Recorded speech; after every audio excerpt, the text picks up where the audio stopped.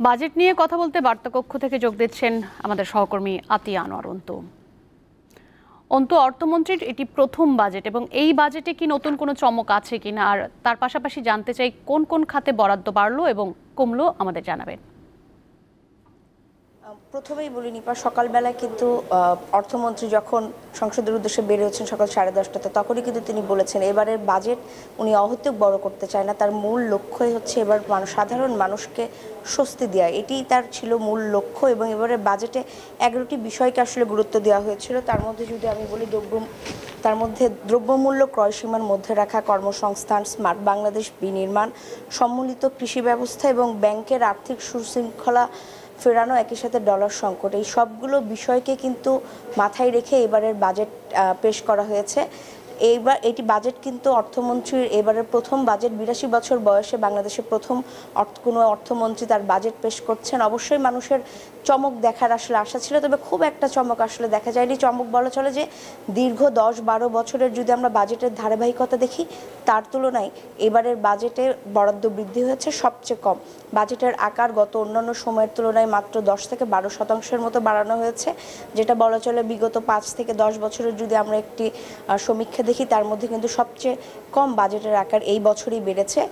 তার কাছে যে প্রত্যাশাটা ছিল মানুষের ক্রয়সীমার মধ্যে সব কিছু থাকবে, সেক্ষেত্রে খুব একটা স্বস্তির বিষয় আসলে দেখা যাচ্ছে না। আমরা যদি বাজেটের প্রাক্কলন বা বাজেটের যে সুপারিশগুলো এসেছে সেগুলো দেখি, প্রস্তাবিত বাজেটের আকার কিন্তু 7,97,000 কোটি টাকা। এর মধ্যে এডিপিও কিন্তু এবার বেশি বড় করা হয়নি।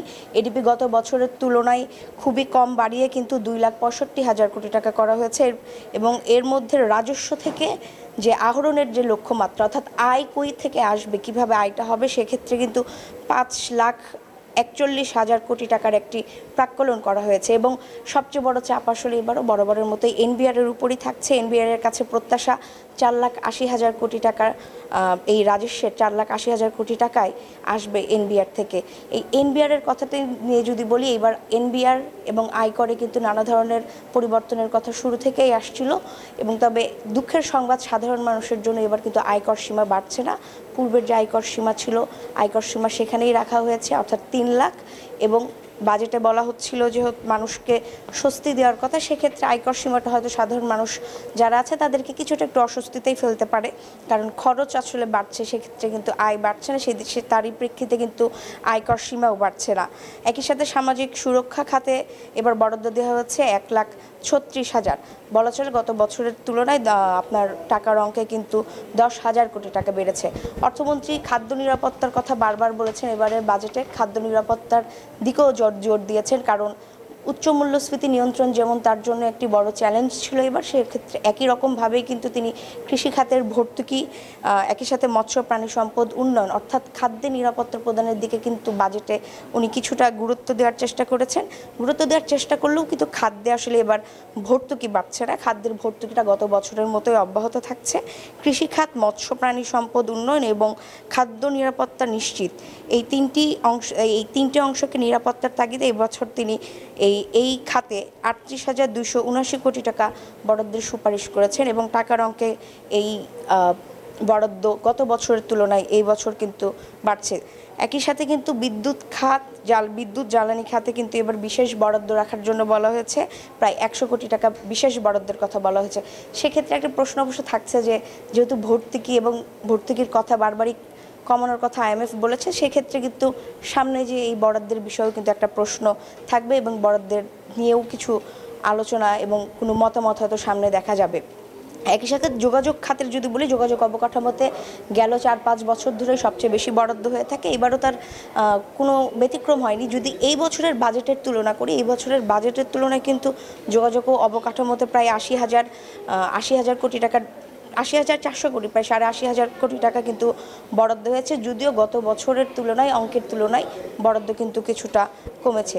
সব মিলিয়ে যদি বলি, এবারের বাজেটে আসলে মানুষের প্রত্যাশাটা যেটা ছিল সেটা হচ্ছে দাম কমা এবং বাড়ার বিষয়ে। সেক্ষেত্রে কিন্তু মানুষের মধ্যে কিছুটা অস্বস্তিও তৈরি হতে পারে, কারণ এই তীব্র গরমে দেখা যাচ্ছে এয়ার কন্ডিশন, আইসক্রিম, সিগারেট এই ধরনের পণ্যগুলোর দাম বাড়ছে। বিশেষ করে এয়ার কন্ডিশন থেকে মতো নিত্য প্রয়োজনীয় যে পণ্যগুলো রয়েছে, বাংলাদেশে দেশে তৈরি যে উৎপাদন হয় যে সকল পণ্য, যেরকম আমসত্ত্ব, তেঁতুলের জুস, এবং দেশীয় উৎপাদন ক্ষেত্রে যে মূসক ছাড় ছিল মূসক ছিল 10% পর্যন্ত, সেটা কিন্তু 15% পর্যন্ত বাড়ানোর কথা প্রস্তাব করা হয়েছে। সব মিলিয়ে বাজেটের যদি সব কিছু মিলে যদি বলা হয়, বাজেটের আসলে খুব একটা সাধারণ মানুষের যে প্রত্যাশার কথা বলা হচ্ছে সেটা কতটা খুব একটা প্রতিফলন না হলেও বাজেটের আকারে কোনো খাতেই কোনো বিশাল বরাদ্দ দেখা যায়নি, কোনো ভর্তুকির কোনো বরাদ্দও বেশ বৃদ্ধি করতে দেখা যায়নি। অর্থাৎ বাজেটটা যে সংকোচনমূলক বলা হয়েছিল, খুব সংকোচনমূলক, খুব কম ব্যয় দেখে গত বছরের তুলনায় খুব একটা তারতম্য না করেই কিন্তু এবছরের বাজেটটা আসছে। সার্বিকভাবে একটু বাজেটের মূল আরও 2-3টি অংশ আপনাকে বলতে চাই। সেটি হচ্ছে যে অর্থায়নের বিষয়টা। অর্থমন্ত্রী যে অর্থায়নের বিষয়ে যে উনি আশা করছেন যে এবার অভ্যন্তরীণ ঋণ নেবেন উনি 1,60,900 কোটি টাকার, এবং বৈদেশিকের ক্ষেত্রে ওনার আশা 1,27,000 কোটি টাকা। এবং জিডিপি প্রবৃদ্ধি যদি বলি, জিডিপি প্রবৃদ্ধি উনি লক্ষ্যমাত্রা ঠিক করেছেন 6.75%, এবং মূল্যস্ফীতি 6.5%। এখানেই প্রশ্নটা আসলে মূলত আসে যে যেখানে খাদ্য মূল্যস্ফীতি 10%-এর উপরে এবং সার্বিক মূল্যস্ফীতি 9%-এর উপরে, সেখানে এই এক বছরের মধ্যে আসলে কী রকমের জাদু দেখা যাবে যার কারণে এই এক বছরের মধ্যে মূল্যস্ফীতি 6.5% আসবে, এটা একটা বড় প্রশ্ন। বাজেটের প্রত্যেকবারই দেখা যায় এরকম উচ্চাকাঙ্ক্ষিত মূল্যস্ফীতির একটি লক্ষ্যমাত্রা দেওয়া হয়, জিডিপির লক্ষ্যমাত্রা দেওয়া হয়, তবে আসলে খুব কাছাকাছি যাওয়া যায় না, এবং বড়ের মতো বাজেটে রাজস্বে ঘাটতি থাকা যায়। যদি এবার রাজস্ব ঘাটতি 10% নিয়ে যাওয়ার ইচ্ছা অর্থমন্ত্রী আসলে প্রকাশ করেছেন, আসলে কতটা সম্ভব হবে সেটা আসলে সামনের অর্থ বছরের শেষেই দেখা যাবে। এবং বাজেটের ঘাটতি বড়ের মতো এবার বাজেটের ঘাটতিটা পূর্ণ করা সম্ভব হয় না কিনা, কারণ এবছরের কিন্তু আপনি জানেন যে বাজেটের একটা মূল লক্ষ্য হচ্ছে রাজস্ব আয় বাড়ানো, এবং রাজস্ব আয় বাড়ানোর ক্ষেত্রেই কিন্তু দেখা গেল যে হচ্ছে স্থানীয় পর্যায়ে যে উৎপাদনগুলো হয়, যেরকম আপনার আইসক্রিম, আমসত্ত্ব, স্থানীয় উদ্যোক্তাদের পর্যায়ে যে মূসক যেখানে 10% ছিল, সেটা বিভিন্ন খাতে বিভিন্ন ধাপে 15% পর্যন্ত করা হয়েছে। সব মিলিয়ে এবারের বাজেটের যে আসলে মূল্যস্ফীতি লক্ষ্যের যে 6.5% বলা হয়েছে, এবং জিডিপি প্রবৃদ্ধি যে আসলে 6.75% বলা হয়েছে, দুটি আসলে এক বছরের মধ্যে কিভাবে এই দুই লক্ষ্যমাত্রাকে আসলে পৌঁছানো যায়, এটা আসলে একটা বড় প্রশ্নই থেকে যাবে। আর একই সাথে যদি বলি যে সামাজিক সুরক্ষা আরেকটি বড় সিদ্ধান্ত এসেছে, সেটা দিয়ে আসলে শেষ করতে চাই, সেটা হচ্ছে সর্বজনীন পেনশন নিয়ে মানুষের মধ্যে বিশেষ ধরনের যেহেতু আগ্রহ আছে, সেক্ষেত্রে 25 জুলাই অর্থাৎ এই 25 জুলাইয়ের পর থেকে নতুন যে নিয়োগগুলো হবে, তারা কিন্তু সরকারি স্বায়ত্তশাসিত যে প্রতিষ্ঠানগুলোতে নতুন যে নিয়োগগুলো হবে, তারা কিন্তু সর্বজনীন পেনশনের আওতায় চলে আসবে। নিপা, এই ছিল আমার কাছে আজকের প্রস্তাবিত বাজেট নিয়ে সবশেষ।